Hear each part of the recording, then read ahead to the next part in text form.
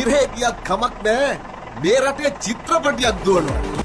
Ice cream film එකේ premier එක අද දවස ඉතින් ටිකක් කාලයකට කලින් කරපු චිත්‍රපටයක් වුණාට අද කරා වගේ ෆීලිං එකක් ආවා ෆිල්ම් එක බැලුවට පස්සේ.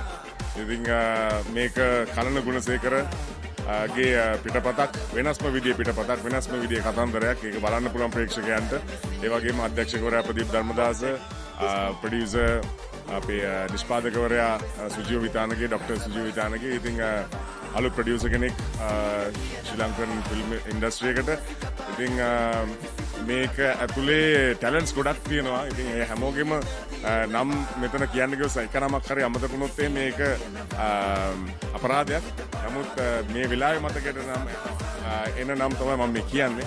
ඉතින් මංජුල වෙඩිවර්ධන ඔහුගේ වචන, එතකොට මේ ස්ක්‍රිප්ට් එක මම ඉස්සෙල්ලා කිව්වා වගේ කල්ල ගුණසේකර, ඉතින් ගොඩාක් ටැලන්ට්ස් මේක ඇතුළේ ඉන්නවා. දිනුල් ජාත්මි මේ රූපරාම මේ විදිහට ප්‍රේක්ෂකයන්ට දකින්න ලැබෙන්නේ මේක පිටිපස්සේ විශාල කණ්ඩායමක් හිටියා. ඒ කණ්ඩායම තමයි අපේ තාක්ෂණික කණ්ඩායම, අපේ ටෙක්නිකල් ක්‍රූ එක. ඉතින් ඔවුන්ටත් මේ වෙලාවේ මගේ ස්තුතිය පුද කරන්න ඕනේ කියලා හිතනවා මේ සාර්ථකත්වයත් එක්කම. මොකද ඔවුන් බොහොම මහන්සි වුණා මේ චිත්‍රපටය මේ විදිහට එළියට ගේන්න, අපිට උදව් වෙන්න.